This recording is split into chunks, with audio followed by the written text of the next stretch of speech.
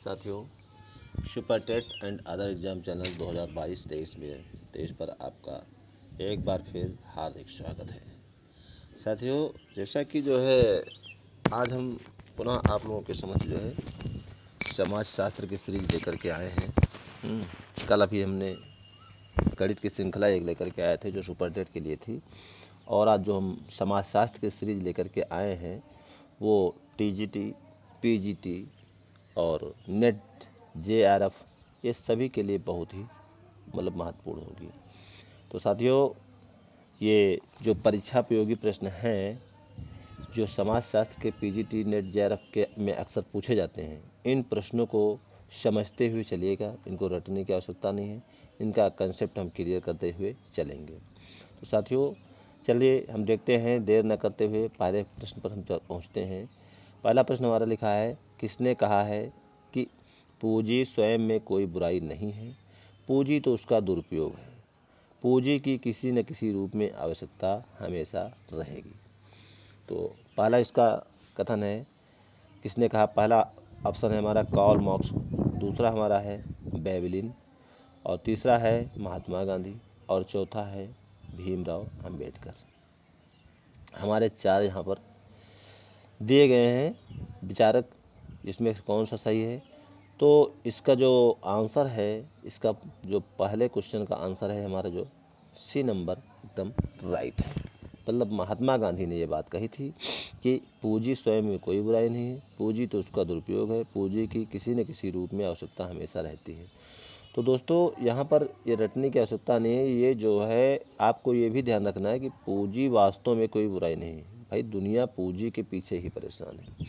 आप पढ़ाई करते हो, हमें नौकरी मिल जाए, नौकरी मिल जाए तो हर महीने के हमारे खाते में जो है पूंजी आती रहेगी।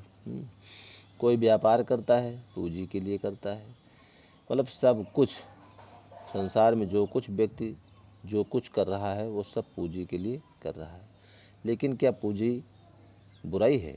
अगर पूंजी बुराई होती तो लोग उसके पीछे इतना नहीं पड़ते। हाँ, ये ज़रूर है कि पूंजी का दुरुपयोग एक बुराई अवश्य है। जैसे मान लीजिए हमने जो है किसी वैकेंट में फॉर्म भरा और उसमें हमको पोस्ट लेना है, तो हम पढ़ाई ना करके हमारे पास अधिकांश अधिक पूंजी है, तो हम एक भारी पूंजी दे करके अधिकारियों को, वरिष्ठ अधिकारियों को हम पूंजी दे करके जो है अपना सिलेक्शन करवा लें। तो ये क्या है? ये पूंजी की बुराई है, पूंजी का दुरुपयोग है। पूंजी की क्या है? दुरुपयोग है। अगर हम कोई गलत कार्य करते हैं, ठीक है, किसी व्यक्ति को मारते हैं या पीटते हैं, उसके बाद हम वरिष्ठ अधिकारियों को पैसा दे करके बच जाए, तो ये क्या है? पूंजी का दुरुपयोग है।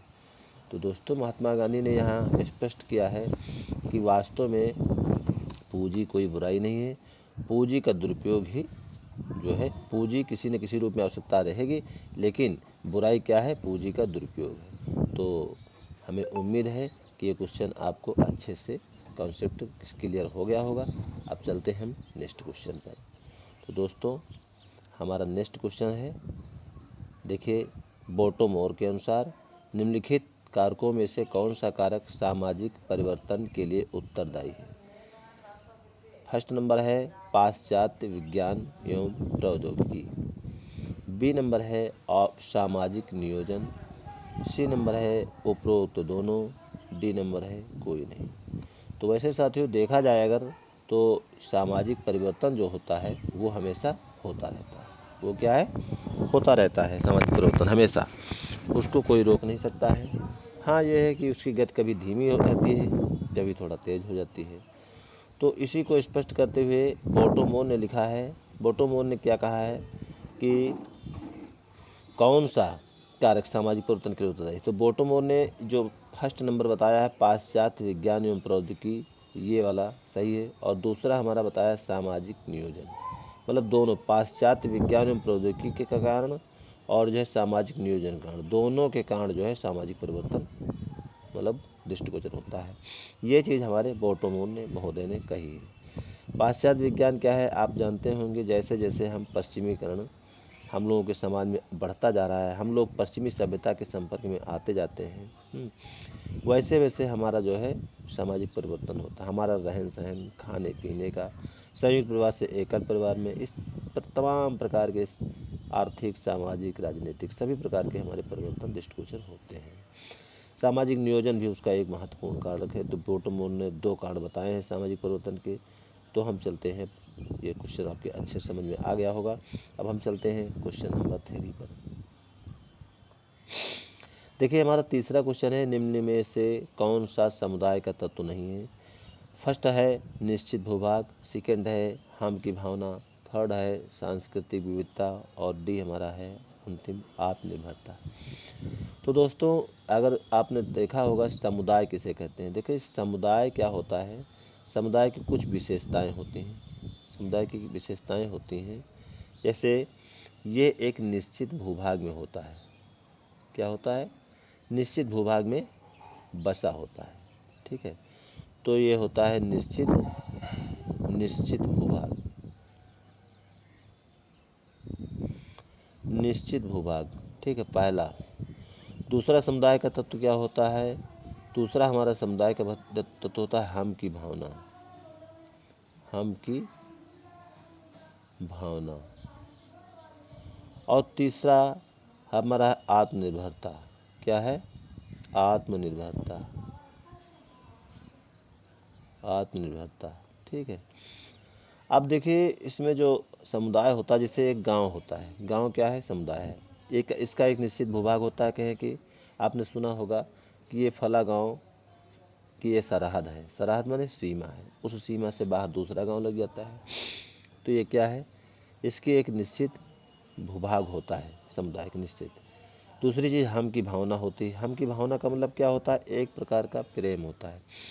जैसे मान लीजिए आप कहीं चले जाएं बाहर, ठीक है, किसी दूसरे शहर में, और आपके गांव का व्यक्ति कोई आपको वहां मिल जाता है, तो आप बड़े प्रेम से उसको कहेंगे ये हमारे गांव का रहने वाला। आपको जो है गांव में रहते हुए भले उसके प्रति आपके मतलब आपके जो है उसके प्रति प्रेम ना हो, लेकिन वहां पर अगर वो मिलता है तो आपको उसके प्रति प्रेम बढ़ेगा।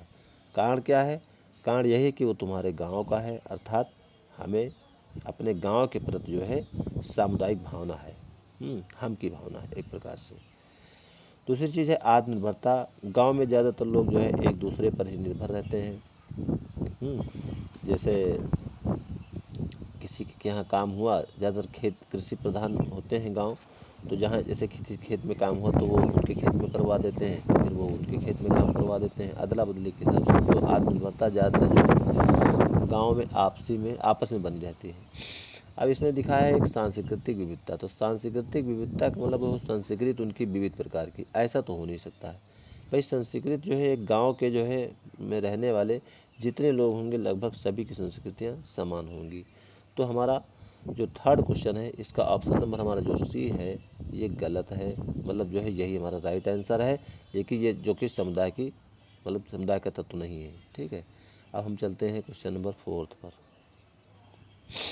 देखिए 4 लिखा है, निम्नलिखित में कौन प्राथमिक संबंध नहीं है।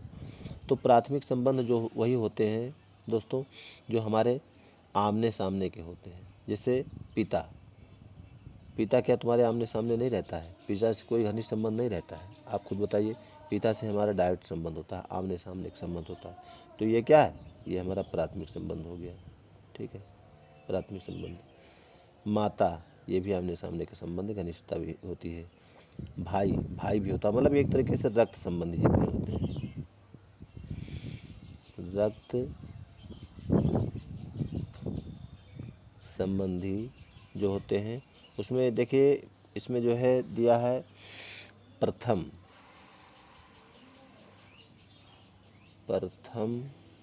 ठीक, प्राथमिक संबंध, प्राथमिक संबंध, प्राथमिक संबंध होता है। एक होता है द्वितीयक संबंध, द्वितीयक संबंध, एक होता है तृतीयक संबंध। ठीक है, तो इसमें जो प्राथमिक संबंध में होता है वो हमारा पिता होता है, माता होती हैं, भाई होता है, बहन होती है, पुत्र होता है, ये सब हमारे क्या है प्राथमिक संबंध में आ जाते हैं। अब प्राथमिक का प्राथमिक, जो प्राथमिक का प्राथमिक, जैसे चाचा है, चाचा क्या है? प्राथमिक। तुम्हारे पिताजी क्या है? प्राथमिक है। और तुम्हारे पिताजी के भाई वो हैं, तो वो प्राथमिक के प्राथमिक हो गए। तो इसमें चाचा क्या हो गया? ये हमारा द्वितीयक हो गया। क्या हो गया? द्वितीयक। अच्छा, अभी चाचा जो है, अब चाचा की पत्नी अगर हो जाए तो ये क्या हो जाएगा? चाचा की पत्नी हमारी तृतीयक हो जाएगी, यानी चाची हमारी जो है तृतीयक हो जाएंगी। कहने का मतलब है प्राथमिक के प्राथमिक के प्राथमिक, यानी प्राथमिक के द्वितीयक जो होते हैं वो तृतीयक होते हैं, और जो प्राथमिक होते हैं वो माता है, पिता है, भाई है, बहन है, ये सब होते हैं प्राथमिक। चलते हैं नेक्स्ट पर।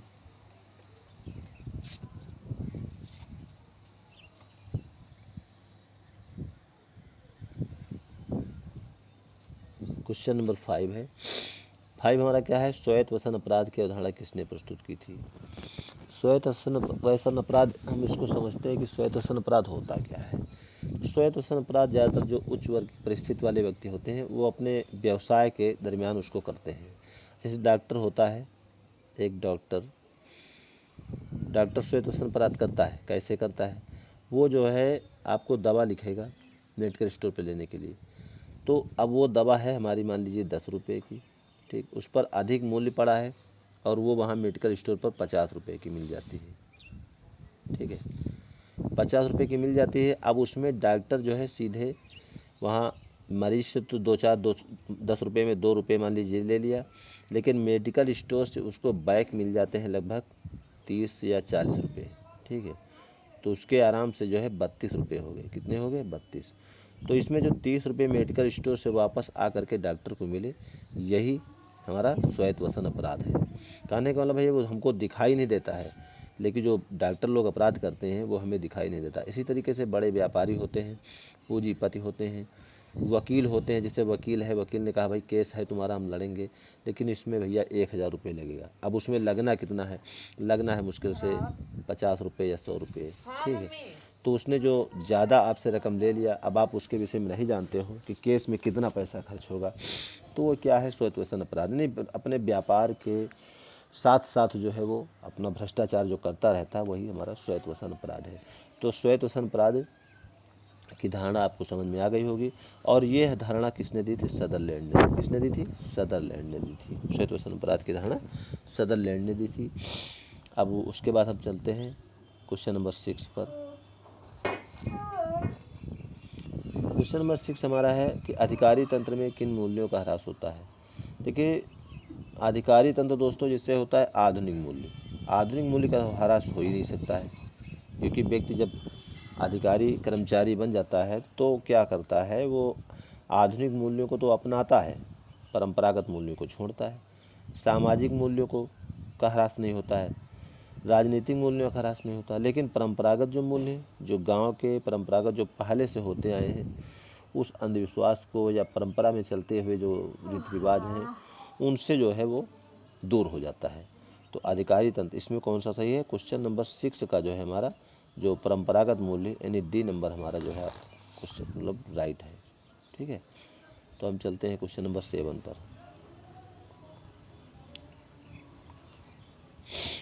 ये क्वेश्चन नंबर 7 है, निम्न में से कौन सी मतलब एक असहयोगी सामाजिक प्रक्रिया है। तो दोस्तों इसमें फर्स्ट है आधुनिकीकरण, सेकंड है सहयोग, तीसरा है प्रतिस्पर्धा और चौथा है सातवीकरण। ठीक है, अब इसमें चारों में से क्या है? असहयोगी सामाजिक क्रिया। देखिए, असहयोग किस में होता है? जैसे हम आधुनिकीकरण, आधुनिकीकरण से क्या होता है? इसमें सहयोग बढ़ता है, इसमें कोई किसी प्रकार का असहयोग नहीं होता है। सहयोग, सहयोग तो सहयोगी क्रिया है ही है। सात्वीकरण, सात्वीकरण का मतलब होता है किसी कार्य में जो है यानी स्वयं को जो है उसमें विलीन कर देना, उसमें मन लगाकर जो है काम करना। तो इस तरीके से ये भी एक सहयोगी सामाजिक क्रिया हुई। लेकिन जो हमारी प्रतिस्पर्धा है, प्रतिस्पर्धा क्या है? वो हमारी असहयोगी है। ये क्या है? असहयोगी। देखिए, असहयोगी, असहयोगी जो सामाजिक प्रक्रियाएं हैं उसमें हमारा नंबर 1 विषय है पहला हमारा प्रतिस्पर्धा। प्रतिस्पर्धा हो गया, और क्या हो गया? द्वंद्व, द्वंद्ववाद, द्वंद्ववाद हो गया, ठीक, द्वंद्व, यहाँ द हो जाएगा, द्वंद्ववाद हो जाएगा। और तीसरा है सहयोग और संघर्ष, संघर्ष, ये सब क्या है, ये सब है हमारी असहयोगी सामाजिक प्रक्रियाएं हैं। तो इसका क्वेश्चन नंबर 7 का हमारा C number is the right है। चलते हैं हम क्वेश्चन नंबर 8 पर। 8वां है जजमानी व्यवस्था अदला बदली है। तो जजमानी व्यवस्था अदला बदली ये किस चीज़ की है? फर्स्ट है भूमि की, सेकंड है मुद्रा की, तीसरा है प्रलेख की, चौथा है स्वयं सेवाओं एवं वस्तुओं की। तो इस क्वेश्चन नंबर 8 का जो राइट आंसर है वो हमारा डी नंबर हो जाएगा, यानी कि सेवाओं एवं वस्तुओं की। दोस्तों जजमानी व्यवस्था है क्या, इसको हम सबसे पहले समझ लेते हैं। देखिए पहले क्या होता था कि जो जिनकी आर्थिक स्थिति थोड़ा अच्छी होती थी, संपन्न लोग होते थे, उनके यहाँ क्या होता था, जैसे नाई है, ठीक है, धोबी है, किसी कोई जाति का व्यक्ति होगा तो अन्यथा नहीं लेगा, हमारा मकसद ये नहीं है किसी को हर्ट करना, लेकिन अब समाजशास्त्र में चूँकि ये क्वेश्चन आया है तो हमें समझाना पड़ेगा। तो जैसे कोई नाई है, किसी संपन्न या व्यक्ति के यहाँ गया, बाल काट दिया, क्या काट दिया, बाल काट दिया। धोबी है, उसने क्या किया, कपड़े धो दिया, उसके कपड़े धो दिया। तो जो वो व्यक्ति है जिसके यहाँ सेवा इन्होंने किया, जिसके यहाँ इन्होंने सेवा किया, उसको हम कहते हैं जजमान। क्या कहते हैं, जजमान, ठीक। ये क्या है, सेवित, सेवित, ठीक है। और ये होता है कमीन, एक होता है कमीन, ठीक, ये इसको हम कहते हैं सेवक, ठीक है। जो सेवा देता है उसको कमीन कहते हैं, जो सेवा लेता है उसे जजमान कहते हैं। तो जैसे बाल काटना, जैसे नाई है, धोबी है, ये सब क्या है, कमीन हो गए। इन्होंने दूसरे के यहाँ सेवा दी, तो इसके बदले में ये इनको क्या, पैसा नहीं देते हैं, ये इनके पैसा नहीं देते, फिर क्या देते हैं, ये इनको उपहार देते हैं। उपहार दे दिया, मतलब जो है बाल काट दिया तो उसका कुछ खाने पीने के लिए दे दिया, कपड़े दे दिया, या धोबी ने कपड़े धो दिया तो उसके लिए पैसे नहीं दिया, उसने उन्होंने खाने पीने के लिए दे दिया, या कपड़े दे दिया, या कोई गिफ्ट और दे दिया। तो इस तरीके से जो सेवाओं की, वस्तुओं एवं सेवाओं की अदला बदली हो जाती थी, उसी को हम जजमानी व्यवस्था कहते हैं। इसमें मुद्रा की अदला बदली नहीं होती है, मुद्रा का विशेष महत्व ही नहीं होता है, भूमि का कोई महत्व ही नहीं होता है, प्रलेख का कोई महत्व नहीं होता है। इसमें सबसे जो हमारा चौथा ऑप्शन एकदम राइट है। तो दोस्तों हम क्वेश्चन नंबर 9 पर चलते हैं, अगले पर। क्वेश्चन नंबर 9 है विवाह बीमार आत्माओं के लिए एक अस्पताल है। तो इसमें फर्स्ट ऑप्शन हमारा लूथर का है, सेकंड है वीर स्ट्रीट, तीसरा है प्रभु और चौथा है C.H. कूले। तो दोस्तों यहाँ पर जो है इसका क्वेश्चन नंबर 9 का जो आंसर है वो एकदम फर्स्ट इज द राइट है, लूथर ने कहा है कि विवाह क्या है, बीमार आत्माओं के लिए एक अस्पताल है। बहुत बढ़िया दिलचस्प है ये कहावत, और इस कहावत को याद रखिएगा कि बीमार आत्माएं जो होती हैं, जैसे मान लीजिए कोई व्यक्ति बीमार होता है तो उससे ठीक कहाँ होता है, वो होता है ठीक अस्पताल में। अस्पताल में उसे भर्ती करा दिया जाता है तो बीमार व्यक्ति ठीक हो जाता है। इसी प्रकार से यदि किसी की आत्मा बीमार है तो उसे जो है क्या है, उसका विवाह कर दीजिए। क्या कर दीजिए, विवाह कर दीजिए। और वो जो है जैसे अस्पताल में व्यक्ति चंगा हो जाता है, वैसे विवाह करने के बाद वो भी, उसकी आत्मा भी चंगी हो जाएगी। तो दोस्तों जैसा कि हमारे लूथर महोदय ने कहा है, ये बहुत ही अच्छा कह दिया, इसको याद रखना, ये दिलचस्प बात है, इन्होंने कह दिया है, ठीक है। चलते हैं हम क्वेश्चन नंबर 10 पर। 10 नंबर क्वेश्चन है, सामाजिक समूहों को निम्न 4 वर्गों में किसने विभाजित किया है। पहला है सामाजिक समूह में हो गया सांख्यिकी समूह, पहला क्या है, सांख्यिकी समूह, दूसरा है सहयोगी समूह, तीसरा है सामाजिक समूह और चौथा है समिति संबंधी समूह। तो इसमें फर्स्ट ऑप्शन हमारा है C.H. कूले, सेकंड है शोरोकिन और थर्ड है दुर्खीम और चौथा है बीर स्टीड। ठीक है, तो इसमें जो हमारा सामाजिक समूह को निम्न 4 वर्गों में विभाजित किया है। ये क्वेश्चन नंबर 10 का जो है हमारा डी ऑप्शन एकदम राइट है। डी क्या है, एकदम राइट है दोस्तों। ठीक है, डी राइट हो गया। तो यहाँ पर बीर स्टीड हमारा ऑप्शन एकदम सही है। बीर स्टीड ने कहा है कि सामाजिक समूह 4 प्रकार के होते हैं। एक सांख्यिक समूह होता है, एक सहयोगी समूह, एक सामाजिक समूह, एक समिति संबंधी समूह। ये 4 प्रकार के हो गए। अब हम देखिए क्वेश्चन नंबर 11 जो है, ये इसका आंसर हम नहीं देंगे, इसका आंसर तुम्हें कमेंट बॉक्स में देना है। प्रश्न 11 है, निम्न में से कौन संघर्ष की विशेषता नहीं है? पहली है निरंतरता, दूसरी है प्रत्यक्ष वैयक्तिक संपर्क, तीसरा है सामाजिक मूल्यों का हनन और चौथा है अस्थिरता। तो दोस्तों क्वेश्चन 11वां जो है, इसके 4 ऑप्शन है। इस 4 ऑप्शन में से जो ऑप्शन सही है उसे हमें कमेंट बॉक्स में जो है लिख भेजिए। ठीक है, तो दोस्तों आज के प्रश्न जो है बहुत ही महत्वपूर्ण थे, बहुत ही अच्छे थे, और ये हर पीजीटी परीक्षा हो, चाहे नेट हो, चाहे जेआरएफ हो, सभी परीक्षाओं के लिए जो है अत्यंत उपयोगी है। तो दोस्तों जो हमने इतनी मेहनत किया, वीडियो बनाया और जो है आप लोगों को अच्छे से समझाने का प्रयास किया। उम्मीद है कि एक कंसेप्ट जो है प्रश्नों के साथ, प्रश्नों की जो उत्तर हमने बताया और प्रश्नों को जब व्याख्या किया वो अच्छे से आपके जो है उसका वो समझ में आ गया होगा दिमाग में। ठीक है, तो मेन चीज़ ये है कि प्रश्नों को जो है अच्छे से मतलब समझते हुए चले, ये नहीं कि हाँ ऑप्शन याद कर लिया बस। ठीक है, तो चलते हैं। अगर हमारा वीडियो अच्छा लगा हो तो इसे लाइक, शेयर और सब्सक्राइब करना मत भूलिएगा। तो दोस्तों जो है अब हम नेक्स्ट वीडियो मिलते हैं आपसे, तब तक के लिए जय हिंद।